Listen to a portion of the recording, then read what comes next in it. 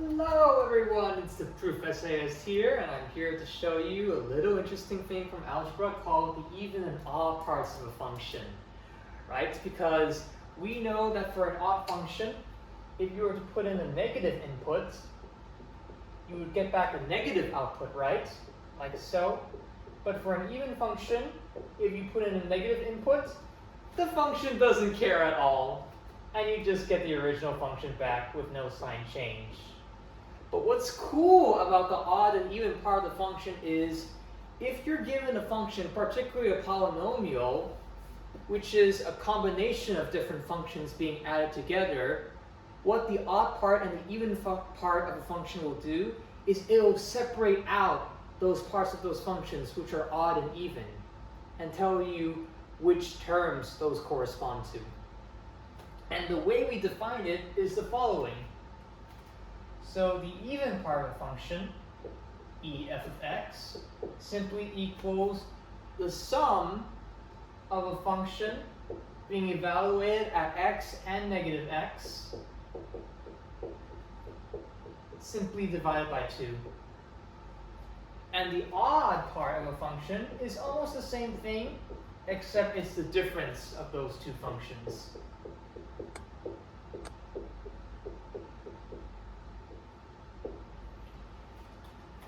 And in embarking in this extravaganza, I want to show the first two things first. I want to show that the even part of a function is indeed even, and the odd part of a function is indeed odd. That'll be very nice and easy. Let's start with the even function.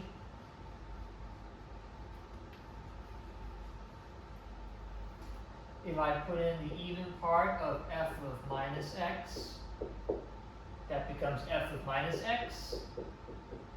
But if I put in a negative into the minus x there, that becomes a double negative. So it becomes f of minus x, double negative becomes positive x.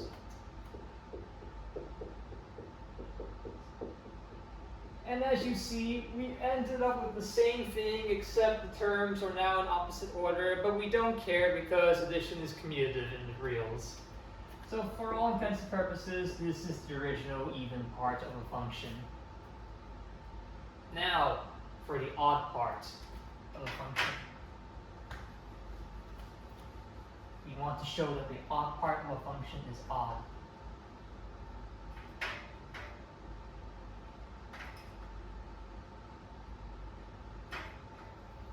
So I would go and put OF of minus x here. This becomes f of minus x. Similar to this, this will become f double negative x divided by 2, which means this then becomes f of minus x minus f of minus x, which is f of x. But now, as you can hopefully see, we've basically taken the two terms here, f of minus x and f of x, and then swap their signs. So what we're allowed to do is to factor out a negative 1 from both terms. So we get this, negative f of minus x plus f of x, which is almost same as the last result. And so we get minus the odd part of a function.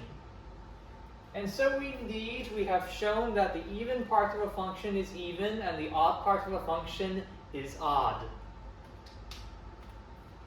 Now there are a couple of examples I would like to go over with you, which are very generic ones. But before that, I would like to give you a very nice appetizer, something meaty first.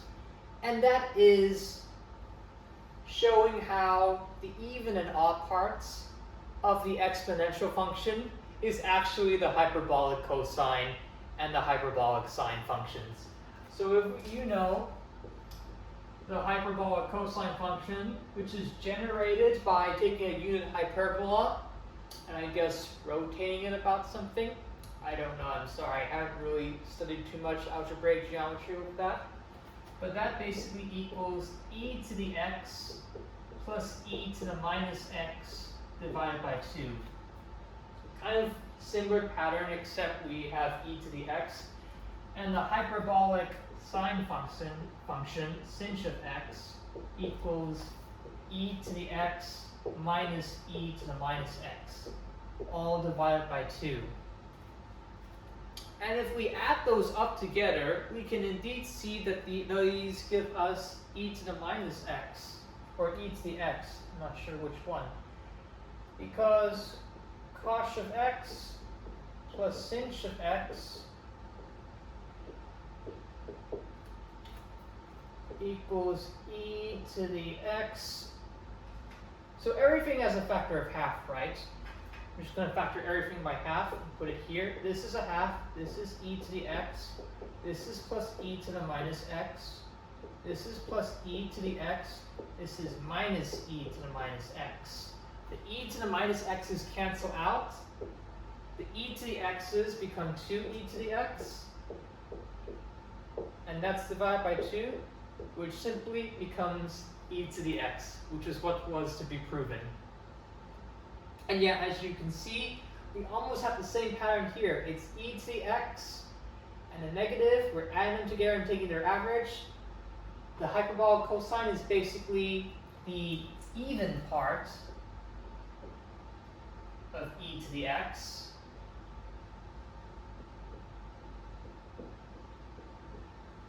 And the hyperbolic sine is essentially the odd part of e to the minus x. And if you're wondering what the applications of hyperbolic functions are, which I'm not going to go in depth, they're basically always, if you were to hang a chain between two posts on a fence, instead of actually getting a parabola, you actually get a catenary curve, which is modeled by the hyperbolic cosine or hyperbolic sine function. I'm not sure which one. They also model objects falling when there's air resistance, because you have the natural exponential, and pursuit curves, which is how objects chase another object where their positions are dependent on each other. Again, I'm not an expert at those, unfortunately. But yes, I've shown you the extravaganza for e to the x, its odd and even part decomposition. But now let's take a look at some exercises for these four following functions. Let's start with finding the odd part and the even part of the function f of x equals x squared. I believe that is plus 3x minus 1. So if I were to go and do the odd parts, well, I would simply put in a negative here, negative x squared, plus 3 minus x, minus 1, negative x squared, nothing happens when the squares, it becomes positive, minus 3x, minus 1, and I am forgetting something. I am forgetting something very clear. Oh, that's just the negative part. That's just f of negative x. I need to go and add this, or rather subtract this. No, I got the order wrong. My apologies. To find the odd part, I have to take x squared plus 3x minus 1, the original function, and minus it by, there we go, minus x squared plus 3 minus x minus 1. All this in brackets, and all this is divided by 2. This then becomes x squared plus x squared, so that's 2x squared. The minus x here becomes a minus 3x, so the 3x and the minus 3x cancel. And then the minus 1 and the minus 1, those add together to become plus 2.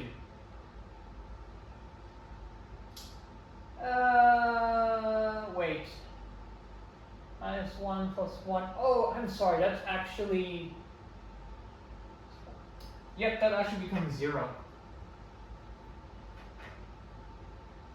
Then divided by 2, and that just becomes x squared. which is really nice, right? Because we know x squared is definitely an even function. It is symmetric along the vertical axis.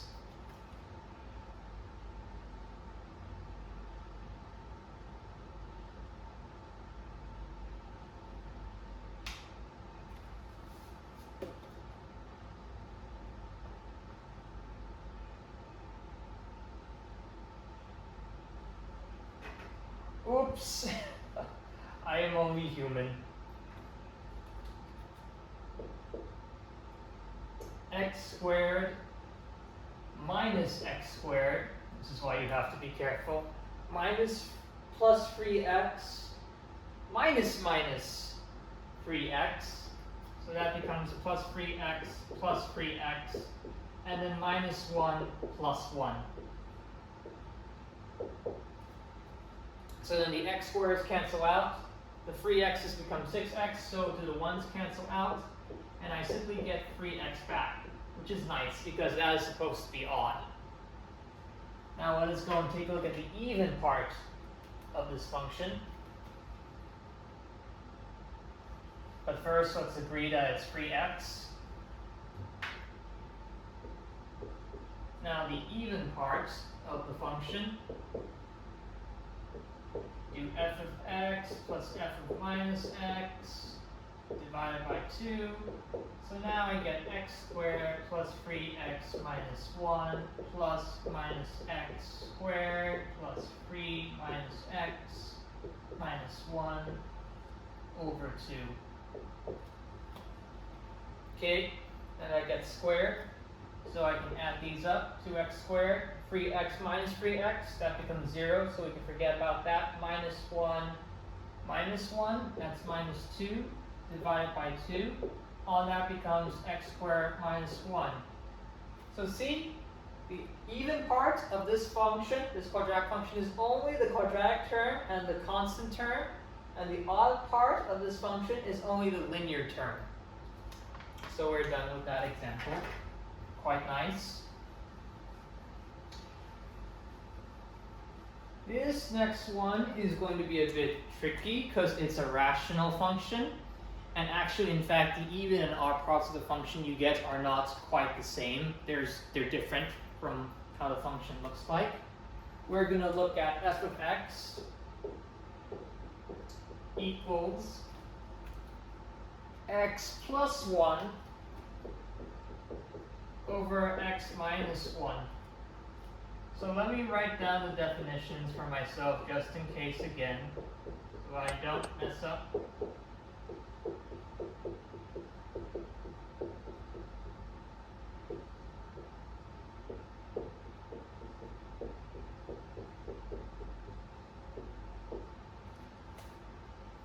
Alright, let's do this.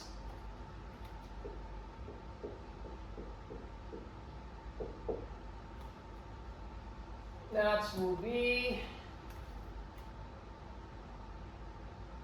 oh yep, this is gonna be a doozy.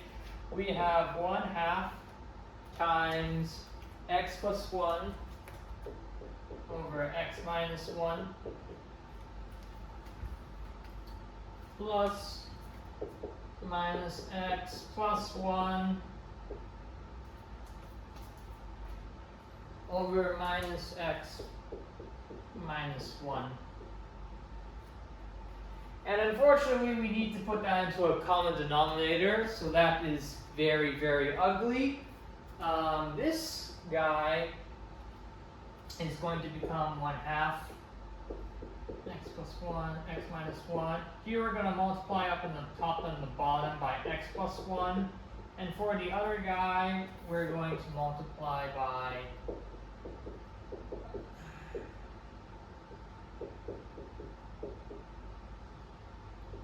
x minus 1 over x minus 1 at the very bottom.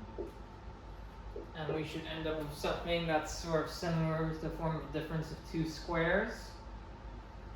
You could show out the work, but I have here in my writing, you get 1/2 x plus 1 squared. This becomes plus x minus 1 squared over x squared minus 1, or, yeah, let's leave that in factored form. It's better to leave the denominator in factored form. X minus 1, x plus 1. You can expand this out and cancel, but that's simply going to become 1/2, let's see, 2x squared plus 2. 2x squared plus 2. You can check that part on the top. X minus 1, x plus 1. So then we can factor out a 2 from the top here. And so we just get x squared plus 1, which is quite interesting because if you set that equal to 0, you would get the complex roots simply being plus or minus I. And then, yep, that would become x squared plus 1, x minus 1, x plus 1. And yeah, that's the even part of this function over here, which looks completely different from what we have up top. It's a bit weird. Not sure why it's quite like that. Let's go and do the odd part of the function now.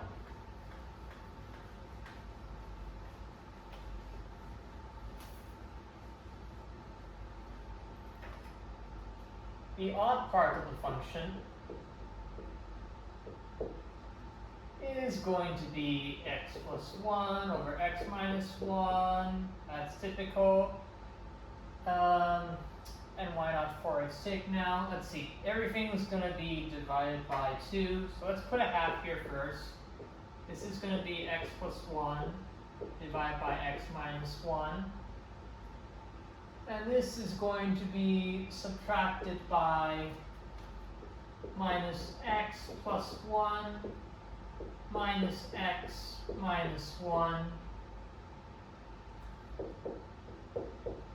And now we will multiply everything by the same guys again, x plus 1 for the first term over x plus 1.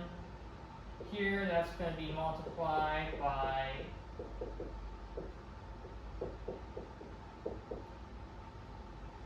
x minus 1 over x minus 1. And if we do a bit of hand tidying,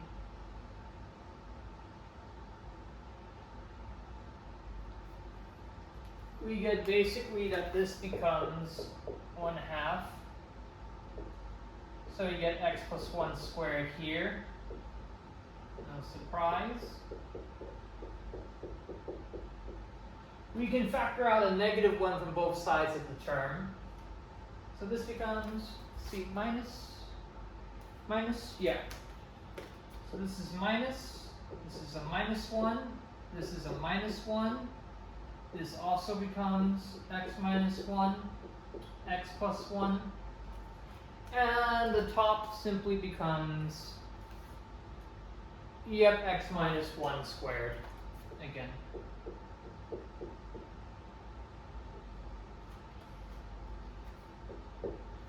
So whereas with the odd part you are adding these parts together, here you are actually subtracting them. These can obviously go away.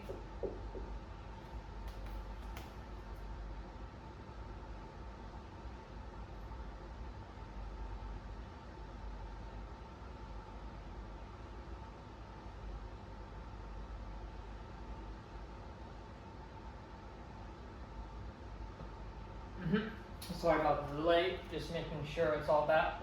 Here I will expand, at least for this example. This is going to be x squared plus 2x plus 1. This will be minus x squared. It's plus 2x, so it has to be, wait, sorry, since it's a -1, it's going to be minus 2x, but it's being multiplied by that -1 here, so that's a plus 2x over here. And then -1, that becomes a +1, but again multiplied by the negative sign, so this is -1. All divided by x minus 1 over x plus 1. Boom, boom, boom, boom. 4x over x minus 1 times x plus 1. that simply becomes 2x over x minus 1, x plus 1. That's the odd part of this rational function over here. Again, no clear idea what's happening on or what this means. If you graph that on Desmos or some other graphing software, you could maybe gain some insight.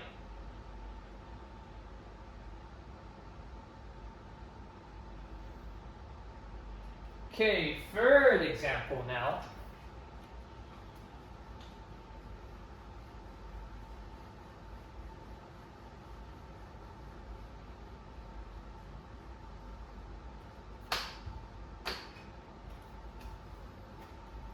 This is f of x equals x cubed times 3x squared minus 2.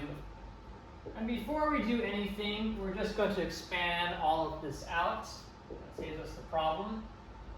So then exponent laws add with each other. If you have a like base, then the exponents add up. So this becomes 3x to the 5 minus 2x cubed. And we do this, well, this is a polynomial, so it's quite easy. Let's write out the even part. Even part of a function. This is 3 of minus x to the 5 minus 2 of minus x to the 3 plus the original function that we had, 3x to the 5 minus 2x 3. It's lazy here, I'm going to put the 1/2 all the way back there. This becomes a minus term, this becomes a positive term, these cancel out.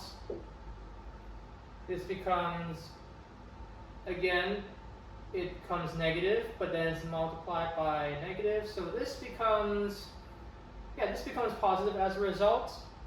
And then this is negative, so these cancel out as well. So we just get 1/2 times 0, and we get 0, which is to be expected because x cubed and x to the 5 power, the quintic function, are both odd functions, so we'd expect to get nothing in terms of the even part. And then for the odd function, you would expect to get basically everything back. So let's do that.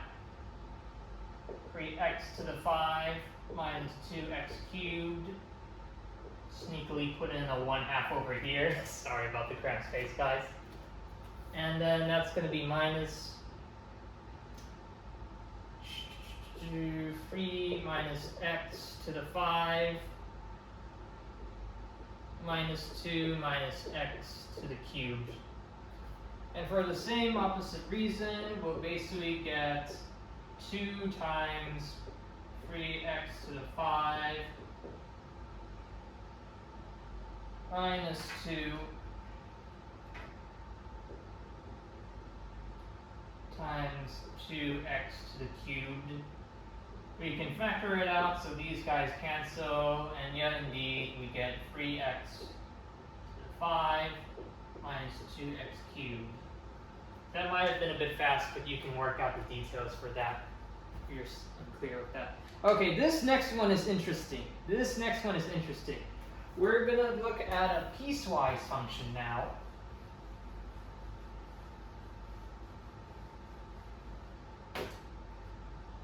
F of x equals x plus 1 over the absolute value of x. And see, the key thing that is kind of unique about the absolute value of x is that it's a piecewise linear function defined in the following way. We all know it has that V shape, but you can basically think of it as two linear functions that are defined at two different domains. So, absolute value of x simply equals, in piecewise form, plus x when x is greater than 0, and it is minus x when x is less than or equal to 0. You could also make this inequality inclusive here and make this one a strict inequality. It really doesn't matter. It just depends on your conventions. But let's go and calculate the even and the odd parts of this guy now. E f of x So that's going to be f of minus x, that's fine, that's this, plus, if we want f of minus x for the absolute value function, we want to take a look at this guy, because that's when x is a negative number. So this is simply going to become 1 over minus x. And now, it's added by the original function, but it's for positive x. So then we're not going to put in absolute value of x, we're going to put in 1 over x, or just x at the bottom. All this divided by 2. And as naturally, this negative goes up to the top, so everything goes bye-bye. No even parts for this. Take a look there. And now for the odd part.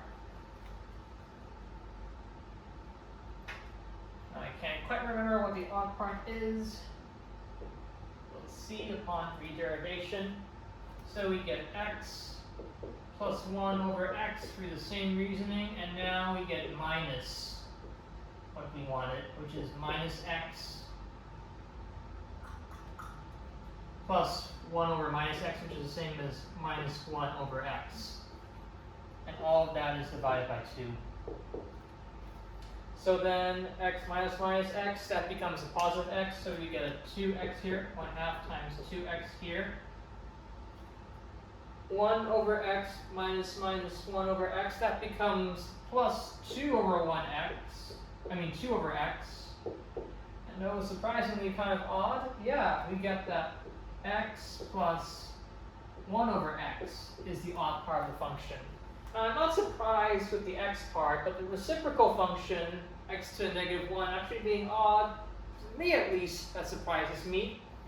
That may be a bit obvious, since I guess it's just x to the power of a negative 1, and negative 1 is a negative odd number. So I guess it makes sense, but it didn't seem obvious when I found it the first time. And the last one.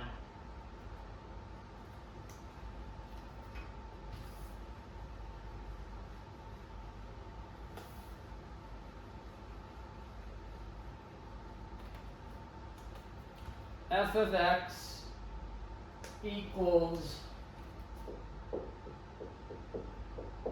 x to the 2/3 plus 1. And we put in the even part, c. I'm going to do the even part first, e of f of x. This is going to be minus x 2/3 plus 1 plus x 2/3 plus 1, all divided by 2. Great thing about this is that anything to a power, to an even power, even though it's a fractional thing, that's basically going to be the cube root of an even number, which is going to always be positive. So this minus x to the 2 cubed, not 2 cubed, to the 2/3 power, that's going to be the same thing as x to the 2/3. Plus 1 plus x to the 2/3, you get everything back. So we get double of everything. Boom. This function only has even parts, which means we'll expect to get 0 odd parts when we go and do our magic.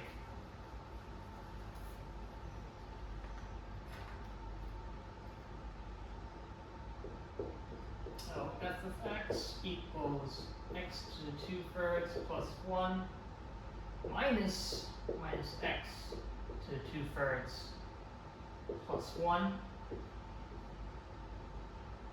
all divided by 2. This becomes a positive number, so this just becomes x 2/3 minus x 2/3 plus 1 minus 1. 0 over 2. Boom! Bye-bye!